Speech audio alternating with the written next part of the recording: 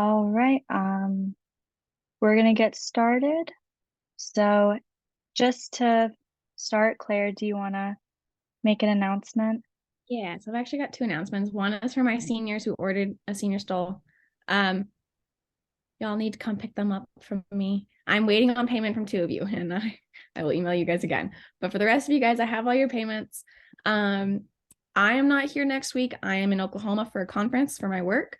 So either come pick it up for me like by Saturday evening, or we'll wait until next Friday. But text me. You guys all should have my phone number from the email. So let me know and I can get that to you guys. My second announcement, and this is a little bittersweet, was just thank you guys for the last year and a half as the president. I don't know if I'll be able to be at our next meeting, which is why I'm saying my goodbyes now. Um, it's been really, really fun being the president of this club, and I hope you guys learned something in it. And good luck to all of you guys whenever you end up applying to PA school. So yeah. Thanks, Claire. We're all gonna miss you. Okay, awesome. So great. So welcome everyone. We just have a few things to go over before Bree can talk with us. She's coming to talk with us about Cretan's PA program, which is super, super exciting. But before we get to that, because the semester is coming to an end and we have some exec graduating this spring, we now have 3 open positions for the next school year, for 2023 through 2024. If anyone is interested in becoming more active in PPAH, we currently have secretary, tech chair, and assistant to the president open. I am going to send a link in the chat right now for the, if I can, if I can find the share button. Okay, I'm actually struggling. So right after I finish doing this, I'll send the 2 links in the chat so you guys know which one is which. And on the form, you'll see a list of responsibilities for each position. And just because we have a speaker today, I won't talk about the responsibilities, but they're all listed on the Google form so you know everything that they have to do. And if you have any questions about the responsibilities or you're not sure of something, just reach out to me and let me know and we can clear that up. The applications for this will be due April 30th at 11:59 p.m. Feel free to submit your application earlier if you want to, but I figured this way, then everyone should have their application submitted before finals week, and you won't have to worry about that on top of all the finals if you're interested in applying. And yeah, after all the applications are in, exec and I will then look over them and contact you for an interview sometime during the summer. That's pretty much how the process will work. And then you'll be able to start in the fall. As always, if you have any questions, feel free to email me. And yeah, I'm super excited to see all of your applications. The second topic that I wanted to discuss is that we're trying to plan another fundraiser for sometime this spring semester, but we wanted to get all of your inputs on what kind of fundraiser you would prefer. I will also send a Google form after I finish sharing my screen, and there's a few different options. We have Chipotle, Illegal Pete's, Scented Leaf, and Panda Express. You can also put in some suggestions, and we'll probably get that up and running, hopefully before the end of the semester. And yeah, so I'll send that. And that is it from me. I just thought there's a message in the chat. I don't know what it says. Oh, thanks, Claire. Awesome. And yeah, that's pretty much it from me. Bree, you are good to talk. And thank you so much for coming today. We're really excited to learn. Awesome. Thank you so much for having me. A couple of things before I get started. One, I'm going to drop in the chat. The first thing I'm going to drop in the chat is a little link. If y'all wouldn't mind, if you'd go in and just register for this little event I'm having here, basically saying you've attended. Basically proves my boss that I'm actually doing my job and y'all are here listening to me talk about our program. So if you wouldn't mind doing that, I'd really appreciate it. It also helps us collect your information. So when we do events and things, we can invite you to them. So we're actually talking about like having an open house and things coming up. So if your information's in there, then we can invite you to that. So you can come and check out our beautiful campus and and learn more about the program and meet some of the faculty and things. So I highly recommend that. And then depending on when we actually have the open house, you might be able to talk to some of our current students, because our first class is actually going to be starting in August of 2023. Woohoo! Lots of hard work going on around here to get started. So if you don't mind, I am going to share a presentation. So let's see here. If you wouldn't mind making me able to share, awesome. Appreciate that. Oh, it's not letting me share yet. We'll give it a second. All right, I'm just working on that right now. That's why I'm gonna take a drink while you do. Okay, awesome. Let's see. I had enough water today. I know, me neither. In Tucson, is your guys' weather's like ours, like up, down, up, down. Like in 3 or 4 days, we're supposed to be in like the mid-90s. Today we're 70 degrees. I'm like, All right. we need to pick. Can you share? Can you share now, Bree? Let's see. Yep, it's letting me. Yay! Okay. Okay. Awesome. Okay. Let's give me 1 second here, actually. And let's, you know what? What's it doing here? My computer. I had it undocked today at another event, so. All right, let me know if you can see the presentation. We can see it. Okay, awesome. Bree, just so you know, we see it like not in presenter mode. Like we see like your PowerPoint. Oh, the funky mode. The funky screen mode. Well, goodness. Sometimes it helps if you like before you share a screen, like present it and then like tab over to Zoom and then share. If that makes sense. Let's see here.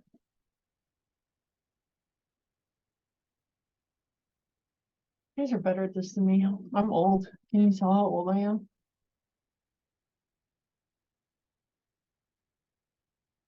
Yeah, let's see. Let me try something else really quick. All right. If at first you don't succeed, try again. How about now? Yeah, that's good. I'll make it work. All right, let's talk a little bit about Creighton University's new PA program going on here. For those of you who aren't familiar with Creighton University, our primary campus, first campus is located in Omaha, Nebraska, where personally it's way too cold.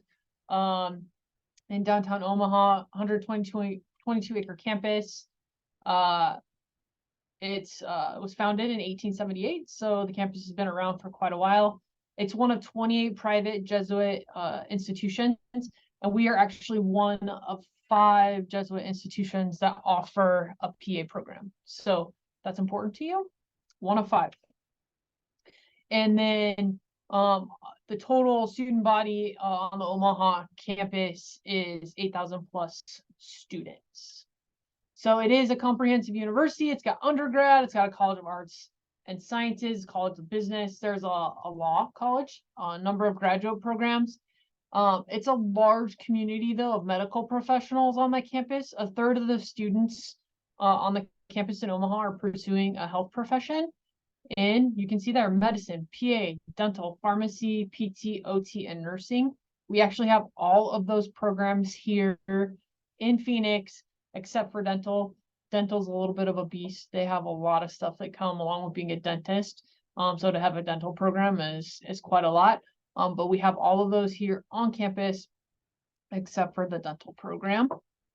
So some folks have asked, like, why did Creighton start, health programs in Phoenix? One, because we've been doing it for a while in Omaha. So health programs isn't new.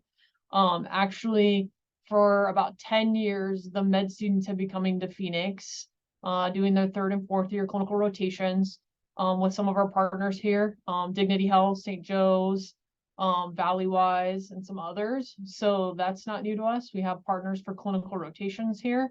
And then the nursing students as well had been here doing nursing for quite a while. So we jumped on board and added some new programs because the Southwest, like many areas of the country, but it's particularly the Southwest, is in a particular need for healthcare professionals. So we said, hey, we're up to the challenge. We're going to come.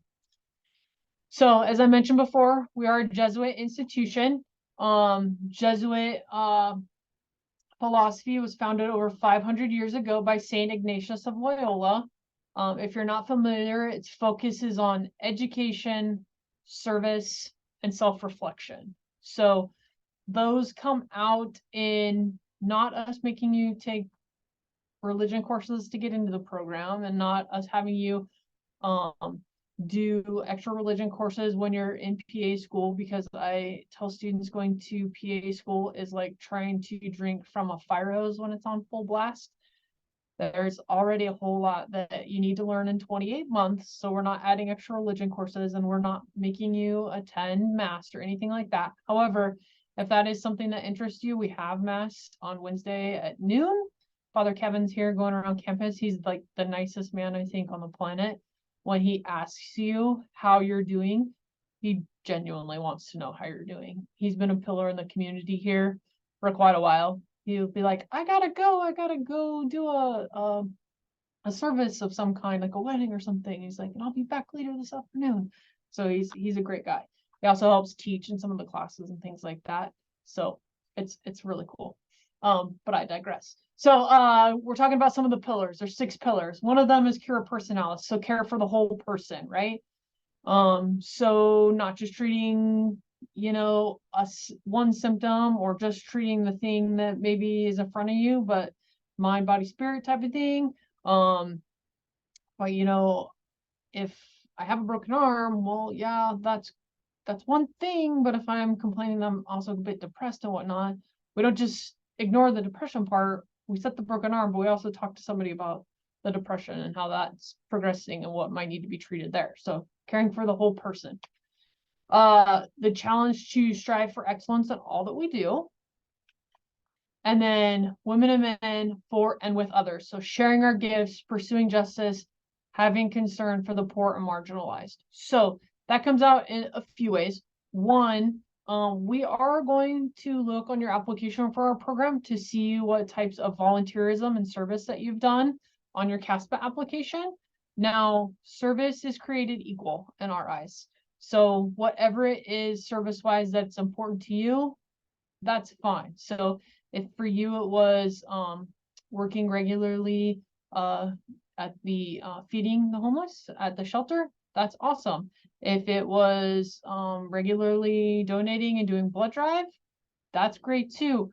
But it's all created equal in our eyes as long as you're doing that service and doing it regularly.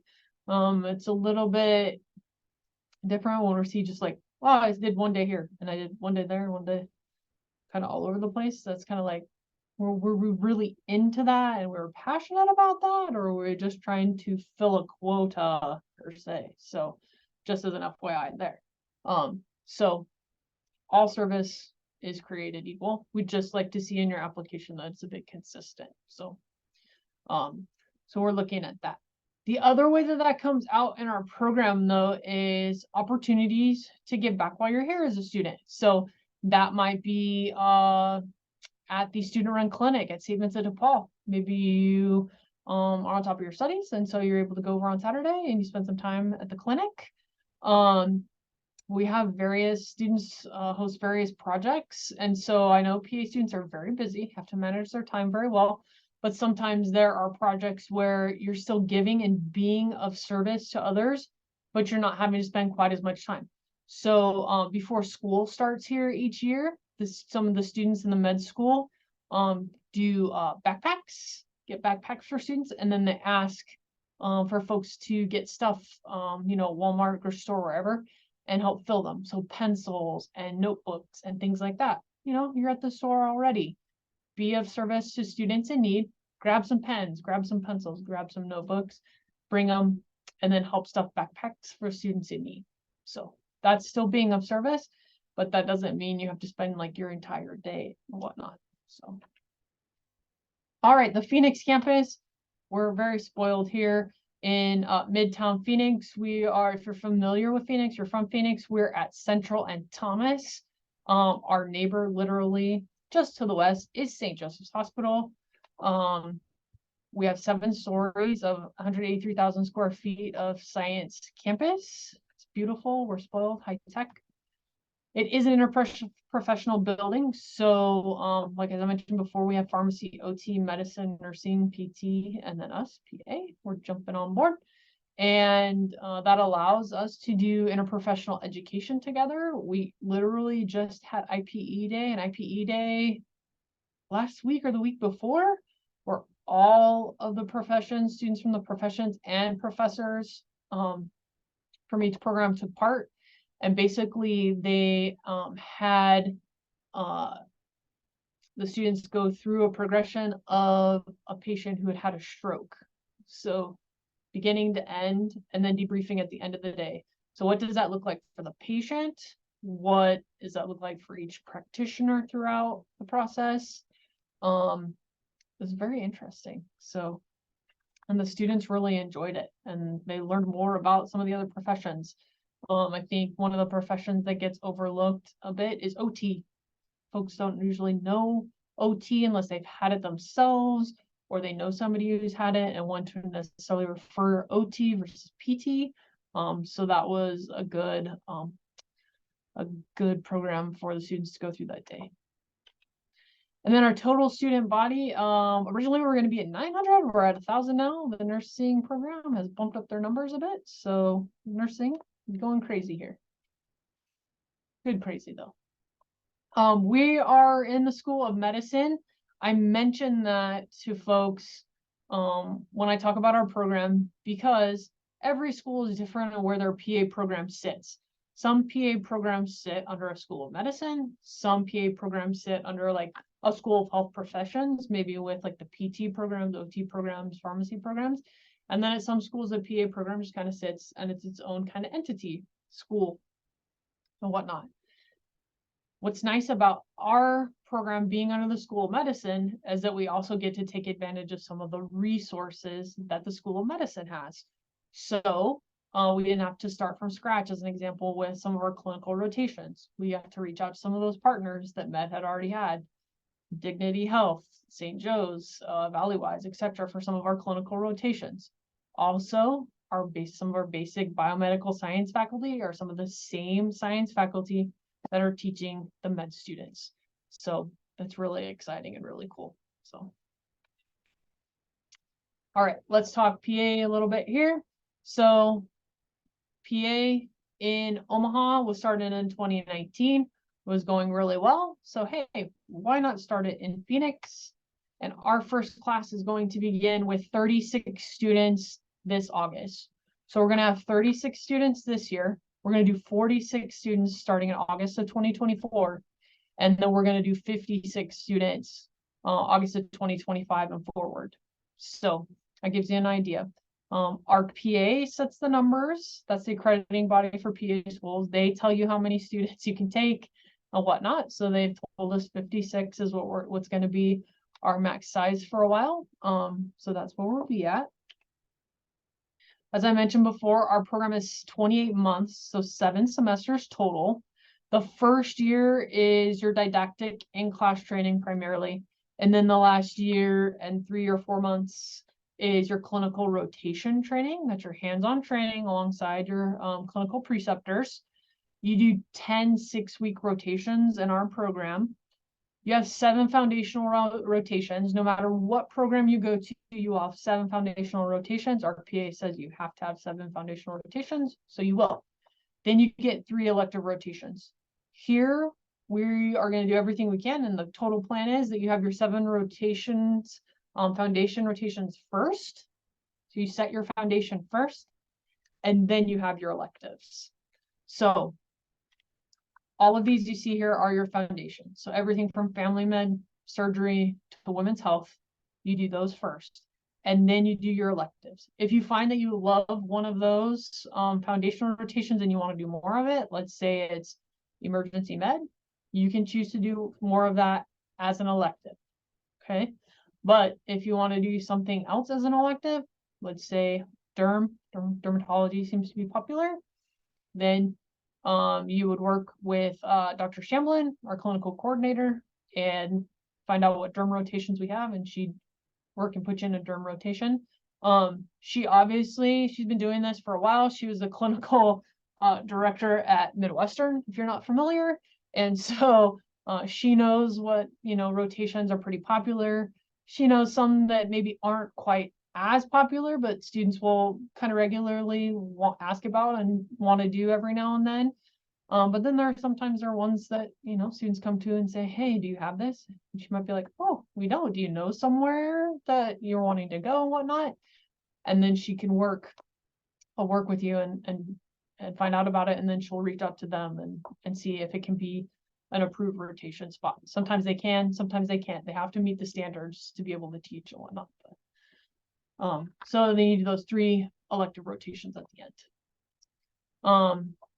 And you graduate, for us, graduation is in December, FYI. So we will have 8 full-time faculty members when we are fully built out. Right now we have 6. We'll be hiring 1 more. Let's see, what month is this? This is April. I believe July. I think we are on board to hire another one in July, if my memory is right. So we'll have 7 at that point in time. And then we'll have an 8th one coming on board after that. And then our faculty student ratio, so 7 students per faculty member. Once we're fully with the 56 students and all of our faculty, which is great because your faculty members here are also your advisors, your faculty mentors. So you go to them to get advisement and things like that. So as always, I didn't mention this before, but if you do have questions, feel free to ask. Go ahead and unmute and ask. I can't see the chat when I'm presenting, but if you want to put it in there too, I'll answer it after I'm done. Oh, prereqs. Let's talk about classes. So for prereqs for us, you can see them there on the right. You've got anatomy and physiology 1 and 2 with the labs. Got to take micro with the lab for us. We need you to take an OChem class. We need you to take a biochem class. We need a stats class. Typically can be math stats, psych stats are usually probably the most popular. Pretty flexible on stats, but if you have one that's kind of a little bit odd, you can email us and ask, we'll let you know. Abnormal psych. Okay. Introductory to psych is not abnormal psych. A whole bunch of other psychs are not abnormal psych. Abnormal psych is the study of mental health disorders, their treatment, entomology, etc. So you need to make sure to take an abnormal psych class or psychological disorders. Sometimes it's being called now. So please make sure you take that class. And then a med term class. The strongly recommended courses are there: genetics, immunology, and pathophys. And they're actually in the reverse order that my faculty would have you take them. If you were going to dip your toes into those recommendeds, they'd have you take patho first, then immunology, then genetics, just as an FYI. They don't have any bearing if you take those on getting into the program, but if you want to further prepare yourself, pathophys would be like the #1 to prepare you. Okay. Prereqs, grades of C or better. Somebody remind me, U of A plus minus system? No. Yes, that's the way it should be done. Okay. All right. So you don't have to worry about it there, but if you did go somewhere that had a plus minus, a C minus might get you a degree, but it won't get you into PA school. So no C minus or below on your prereq classes. You can apply with classes in progress, up to 12 semester hours in progress. However, if all those 12 semester hours are sciences, it's going to be a bit difficult to figure out how good you are at science classes. So I wouldn't recommend that all 12 of them be science classes. But if you had like a couple science classes and like, your abnormal psych or whatever, Okay, but you can have up to 12. It's not unheard of. Uh, and you can have them in progress. You just have to make sure that they're done by July 15th, the summer before you matriculate. So if you're going to be applying for this coming cycle, right? You're going to be applying for the class starting in August of 2024. You can apply. CASPA's opening here pretty soon. You can apply. You still have a couple classes left. That's totally fine. They don't have to be done by this July, not July 2023. They have to be done by July 2024. So you have plenty of time to complete them. Just make sure they get done by July 15th of 2024. It is not unheard of for a student. Literally happened last year in Omaha. Student didn't do abnormal psych, had intro psych, thought they would take it. No, we even have a portal where you can see what classes you still have outstanding. So we're not hiding it from you. It tells you what you have left, but she just assumed they would take it and they didn't. And she didn't get it done by July 15th. And they said, sorry, you forfeited your seat. We were going to the next person. So don't do that. You don't want that to happen. We don't do pass fail, we don't take CLEP, and we don't take AP. There's one exception for pass fail. When COVID started, many institutions went to pass fail and didn't let students choose. So from spring of 2020 to spring of 2021 semester, that year, we will take pass fail. But other than that, we will not take pass fail. All right, so I'm going to assume everyone's heard of CASPA. It's the Central Application Service for Physician Assistants. You go there, open your application, send them all your transcripts, your letters of recommendation go through there. You're going to go in, you're going to do everything from your name, your address, your parents' name and all that fun stuff. You're going to do resume information. You're going to tell us about any jobs and patient care experience you've had, volunteer work. You're going to do your letter. Why do you want to go, or your your letter, basically, why you want to do PA school. All that fun stuff. CASPA is going to calculate your GPAs. FYI, every grade counts. So if you've retaken anything, your school will usually remove the lower grade, but CASPA does not. So all grades count. And then they're going to send it to the schools you designate. It opens always the last Thursday in April. So that this year it's April 27th. It's due April 1st. We have a supplemental application that is due October 1st. Please, please, please check your email, and please, please, please check your junk or spam folder. Sometimes things go into there. But don't wait till after October 1st to reach out to me and be like, I never got the supplemental application. Please don't do that either. Makes me sad. Mention July 15th for your prereqs. Also, same thing for your bachelor's degree. We need to see that conferred by July the 15th. Minimum cumulative and science GPAs are 3.0. If I'm being honest with you and telling you what's competitive, it's around a 3.5. We don't require the GRE. You're going to get to take plenty of standardized exams, the PANCE being one of them. So we won't make you take the GRE for us. We do require 3 letters of recommendation. They can technically be from whomever you like, as long as they're not family members or friends. Typically it's somebody in the medical field, either a doctor or PA is usually what folks go with. The second letter is usually from a professor, somebody who can speak to your academic abilities.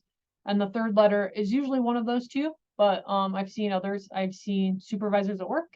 I have seen maybe an academic advisor or a club advisor who maybe knows you really well.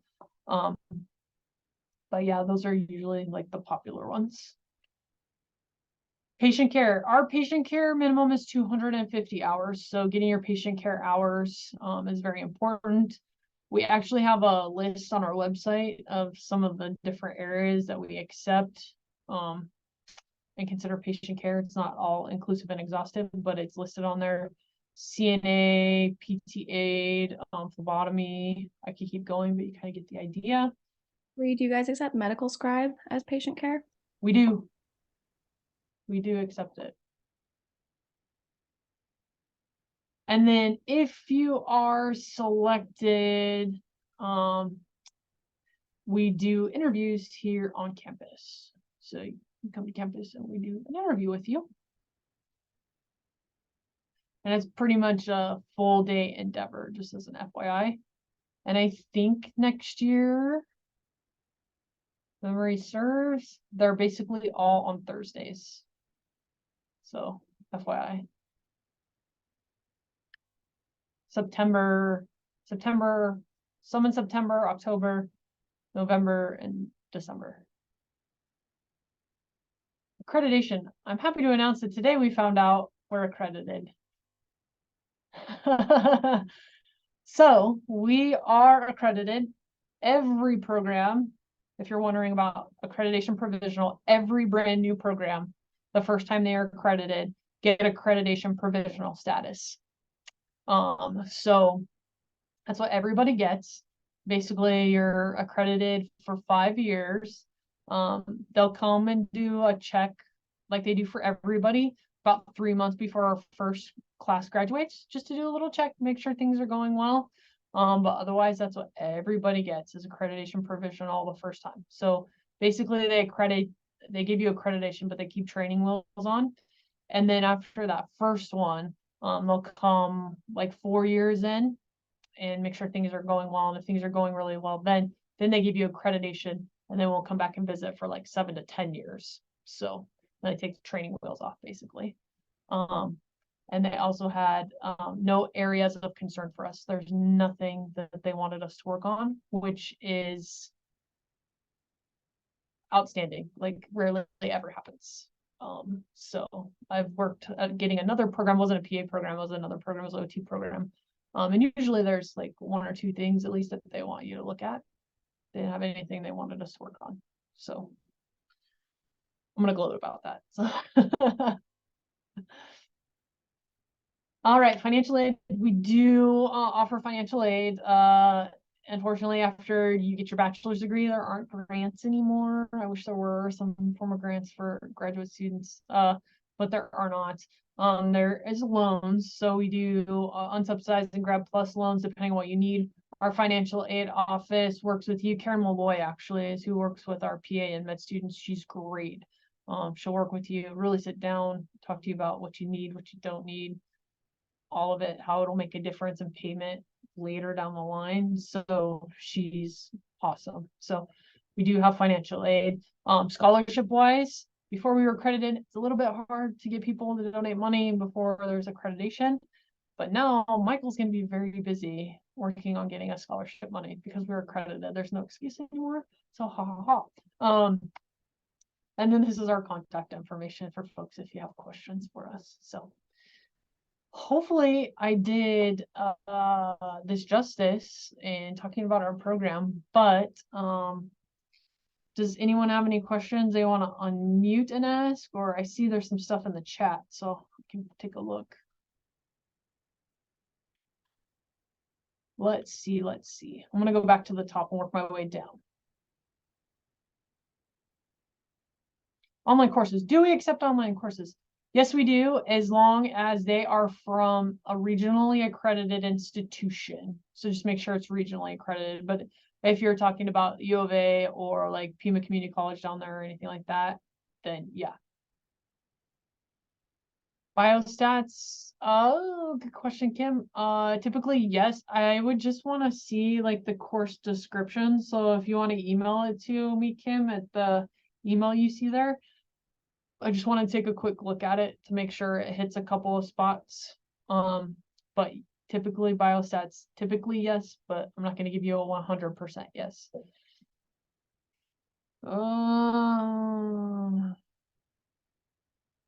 Yeah, absolutely. You can apply with 1 or 2 pending prereqs. Absolutely. 1 or 2 is not a big deal. That's probably the norm. It won't affect you getting it or not. The faculty very purposely, there are programs, right? You guys know this. There are some programs that make you have everything done before you apply, right? The faculty very purposely made it to where students can apply and still be taking some classes. So they did that on purpose. So yeah, absolutely. You can apply and still have, depending on the credits, maybe 3 science classes or, for other classes. So absolutely, go ahead and apply. It is a bit of a balancing act. I won't lie, with applying to PA school. You always want to apply when your application's at its strongest. So I always tell people to kind of weigh that. So if let's say it's April, right? You guys, when is your guys' semester over? May what? Usually finals week is like the second week in May. Usually like second week in May. Okay, right? So CASPA opens April 27th. I mean, that's almost May, right? So let's say you had 12 credits outstanding. But if you wait until the second or maybe third week in May, you finish maybe all of those or maybe all but one class, right? And it helps boost your grade point average maybe a bit. And it gets you a little bit more time for patient care hours. And it gets you maybe a little bit more, maybe it gets you another volunteer experience or something, right? Waiting 2 or 3 weeks and getting all of that is better than applying the first day CASPA opens, right? But waiting 3 months, right? Maybe not so much.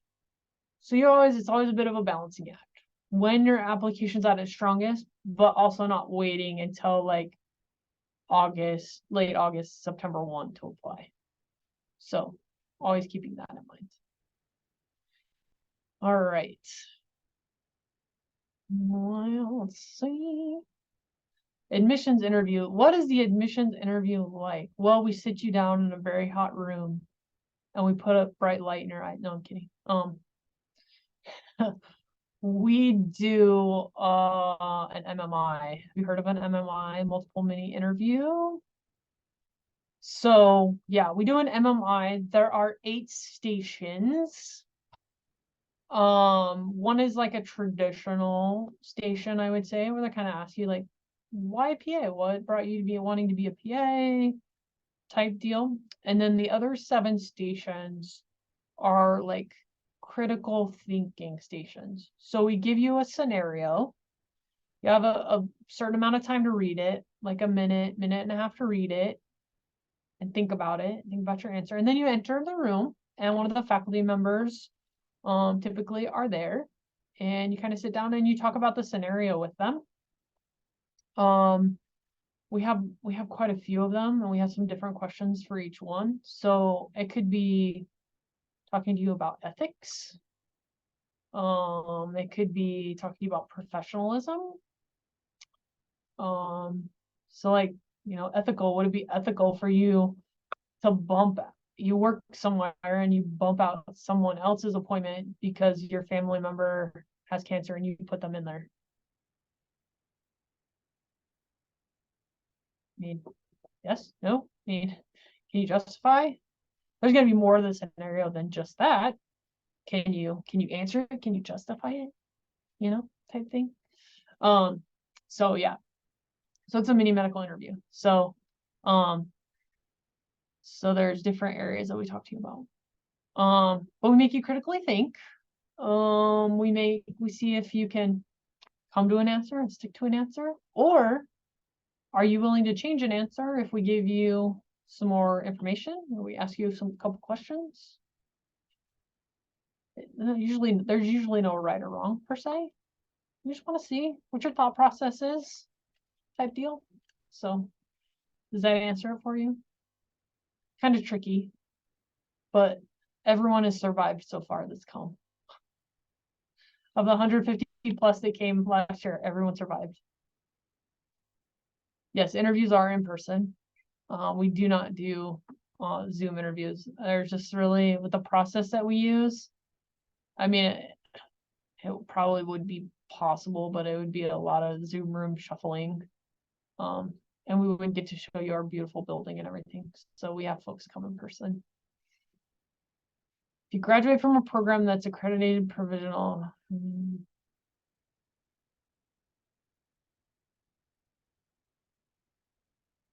Okay, so oh gosh, so any program can have their accreditation removed from them. If they're doing stuff they shouldn't be doing, no matter what their accreditation status is, it can be taken away from them. So let me start there, first of all. The fact that we were accreditation provisional wouldn't like be on your diploma or anything like that. So that's number one. Number two, if somehow, some way like we got in trouble, which I can't imagine that happening, but if we got in trouble and our, got our hands slapped and our accreditation got taken away here, the quasi nice thing is Creighton has a PA program in Omaha, and then they would shift things and you'd graduate under Omaha's. They would figure out a way to, that's how it would happen. And be the same too for Omaha. Like if something went kind of sideways there, they'd shift it and put those students under us, and then they'd graduate under us. So kind of makes it nice doing it that way. Covered interviews, I think. Tuition is on our website. It's on the financial aid website. They don't break it down by like class or whatnot or by credit. They put everything in there. They put class, they put fees, they put cost of living, they put everything in there, and I think it comes out to around 112,000 for the entire program, for the entire 28-month program, which I'm not going to lie to you, it's higher than a state program. It's going to be higher than a state program, a private institution. It would be the same. Midwestern would cost more than a state program like NAU and whatnot, or when U of A starts their program, it's going to be more. But like I said, that includes everything. So that includes like right now I'm ordering any textbooks right now that aren't electronic and free for students. Like I am ordering those books, and they're gonna be waiting for students when they get here. The medical equipment that they have to have, I'm ordering those things. So like the faculty here want the students have the Lithman cardiac stethoscope, which will be, you can use when you leave here. Like that is a top-notch good stethoscope. So like you're gonna be paying more going here, but then also when you leave, like those tools, that your bag of tools and stuff, like those are, you're gonna be able to use those in your practice for quite a few years after you leave here. So open house, we're still talking about open house, but now that I have your information, hopefully everybody put their information in for me. Let me look really quick. Pardon me for just a minute. I'm gonna refresh this. Refresh. Looks like you guys did. Good job. We're in the very beginning of talking about when we want to have the open house, so we're starting to plan for it now. But if I have your information, we'll send it to you guys. We're in our contacts. Is the curriculum system based? Oh, excellent question. So like going system by system. Yes, it is. We're systems based. So, and our students also with our curriculum, our students, PA students get their own cadavers. So you're not like using the cadaver that the med students already cut on, that the PT students already cut on, that the PA, our students get their own cadavers. So you start and you're going by your systems, cadavers. So I know that's kind of a big deal. So a lot of schools, it's like, oh, we get to use whatever is left. Nope. Nope.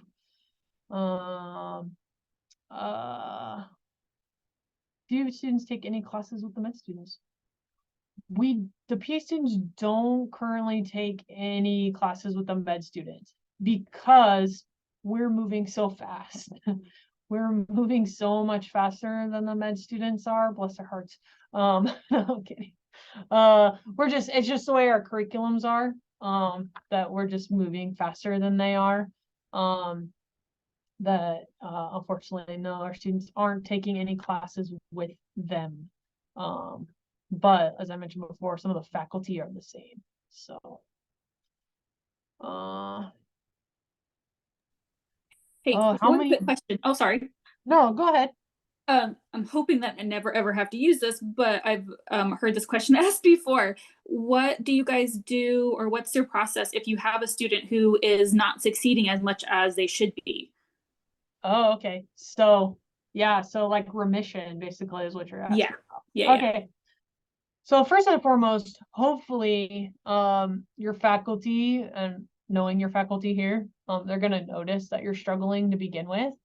Um, and they're already gonna encourage you to either go see the faculty member that you're having a class, whatever, that you're having a hard time in, or go see your faculty mentor so that they can help you, provide assistance, if needed, and get you some extra time and explain things to you if needed. So that's number one. They're gonna notice you, like they're like hawks. They're gonna notice if you're not in class and stuff. They just are, like I said, they're like hawks. They notice these things. So they're gonna be watching for that. Now, if for some reason like you're sincerely struggling and you're maybe not passing classes, typically what would have to have happen is like stopping out typically for a year. So you'd have to stop out and then catch back up the next year. Because we move at such a quick pace, there's no way to stop. And since we only start once a year, there isn't anywhere for you to like jump back on until the year comes back around. So that's traditionally what would have to have happen. But the faculty usually though are going to try and help you be successful like before then. So they're going to do everything they can to get you back on track before having to, have you stop out. So more tutoring, get you some more time, whatever that might be, anything they can before having to stop out. So Perfect. Thank you so much. yeah. Somebody asked how many patient care hours is considered competitive for the incoming class. I believe when we pulled the data recently, it was around 600 hours was what was competitive, like the incoming class, what they were having. We had to pull a couple folks out who like really skewed the data, who had been like flight nurses and a couple other things for quite a few years. So once we pulled them out, it came to around, it was like 600, I think is what the average was.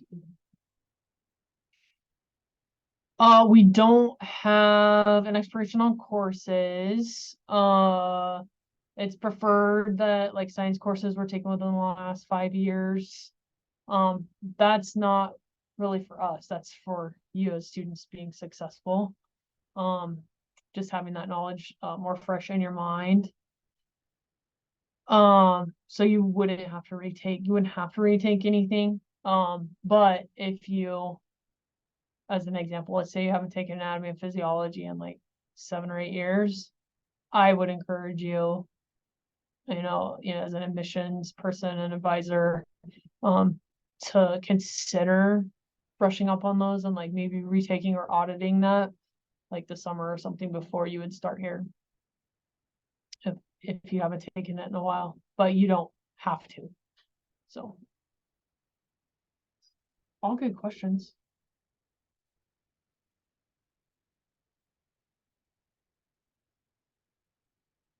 Anybody else? You guys had really great questions. If you did come in late at the very beginning of the chat, I did drop a link in there. If you wouldn't mind just clicking on the link, and very quickly, it's super quick. It takes you like a minute maybe. If you just register for the event, as I mentioned, I'll prove to my boss that I talked to you guys. Like I mentioned before, when we're having special events, like I mentioned, we are talking about getting an open house going for folks to come see us. You can do that. Also, if you're interested, if you go to our website, I'm going to copy it and drop it in there as well. If you go to the very bottom, almost the very bottom, there's a blue tab there that says schedule a visit.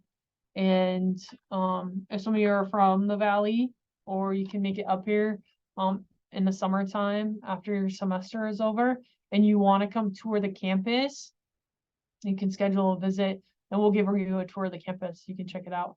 I will tell you, if you come for an interview, you're gonna get to see the campus. So If you come before then and then you come for an interview, you have to listen to me give you the same tour again, probably. So just don't be bored of hearing my voice.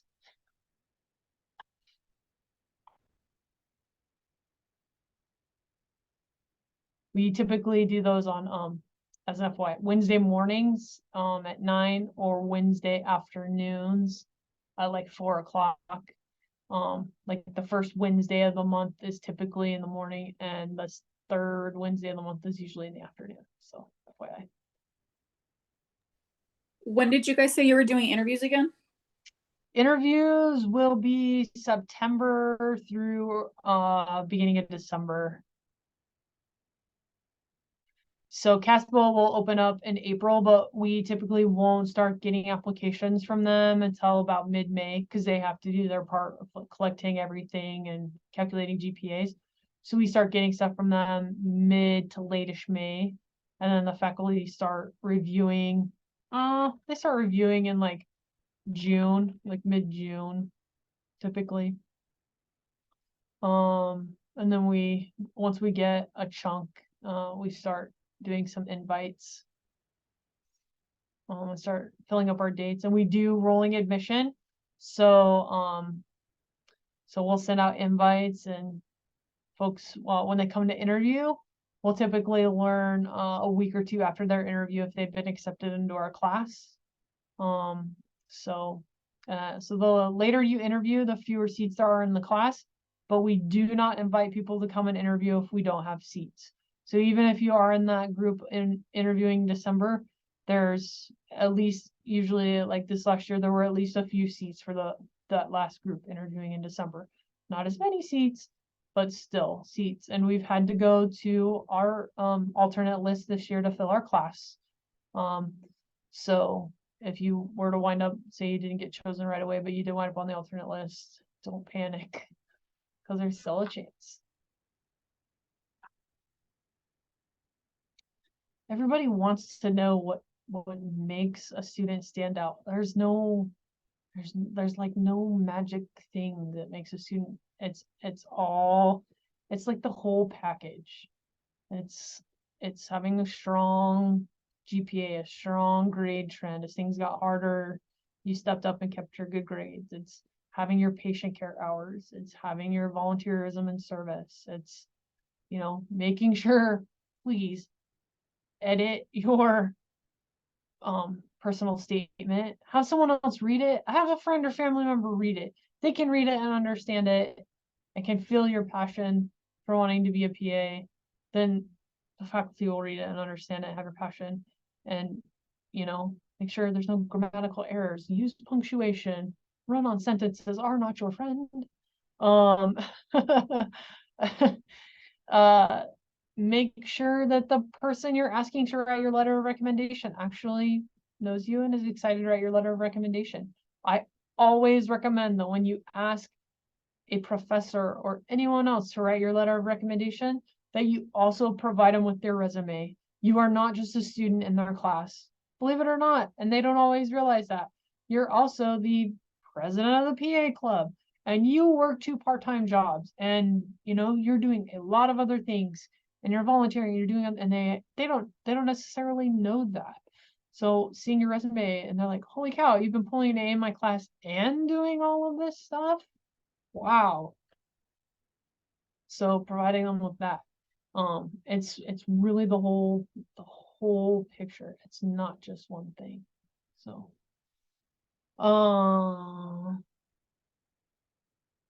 we on our website, I've dropped our website in there. Give me 1 second. Let me go back. From our website, Josh is asking about clinical experiences. I'm going to share my screen again really quick. So on our website, this is the one I provided for you. This is our main page. It has program details, all kinds of fun stuff. And then there's admissions requirements, which is what most folks are wanting to know the most about. You're getting ready to apply. So you click on admissions requirements, and It talks about the admissions process and applying, and I don't know why, but Creighton likes to hide things under these expand sections. So when you're going through the website, click on the expand sections. There's a plethora of information. But one of them that you were just asking about, John, is patient care hours. Expand for more. These are the patient care experiences that I was talking about earlier. So Does Crane look at any of those as being of like higher quality more than the others? I mean, the areas where you can get direct patient contact are typically preferred. So where you're getting like hands-on interaction with patients is typically preferred. But that doesn't mean the other areas aren't important or seen as a plus. So let's put it that way. I don't know that they're like a high-low, but direct patient care is the plus. Right. Okay. Does Creighton differentiate healthcare experience from patient care experience? Yes. Yes, we do.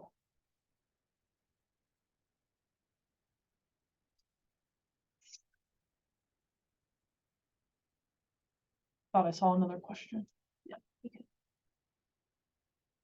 Oh, class demographics. Well, it's hard for me to tell you 100% on class demographics because our current class hasn't started yet and it keeps shifting a little bit. We actually had somebody last week decide not to attend, and so we had to change. So I don't have class demographics for you yet, Janet. If you ask me in August, like August 7th, I can tell you for sure. But I don't have them for you yet, like male, female, everything, just because it's gonna change. Age, etc.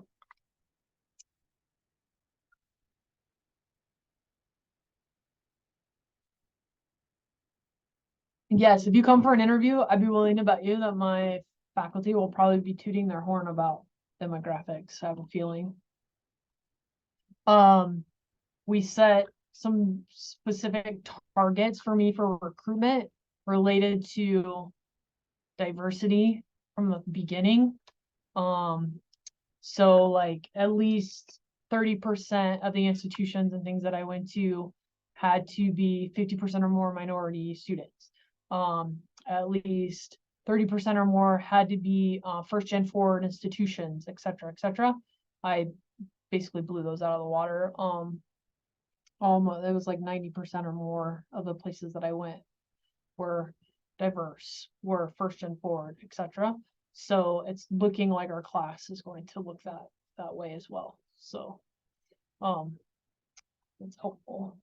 But again, we've got April, May, June, July, we've got 4 months, so that could shift a little bit.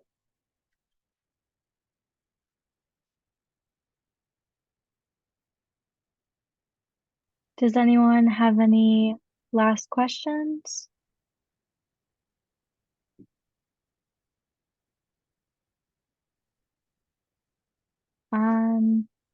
Yeah, feel free to shout out if you do, but if not, Bree, would you mind just putting your email in the chat for anyone who may want it? I'll also include that in the recap email. Sure. Awesome, thank you. It's just my name at Creighton.edu. They make it simple here. I've worked at other institutions where it's not so simple. It's like free .. /99543 at like, Yeah. what? Okay, Like, I don't even know my own email. I can't give it to you. I don't know it. Yeah, well, if no one else has any questions, thank you so much, Bree, for coming to talk to us. We really, really appreciate it, and I know that I learned a lot. And it's super exciting. All exciting things. Yeah, so good luck everyone on applying to your programs. Even if you don't apply to Creighton, I still wish you the best of luck. We definitely need more medical professionals, PAs for sure. So I wish you all the best of luck. If you do apply to Creighton, hope I get to see you and you get to come for an interview. It'd be great. Yeah, thank you again. You're very welcome. Have a good evening.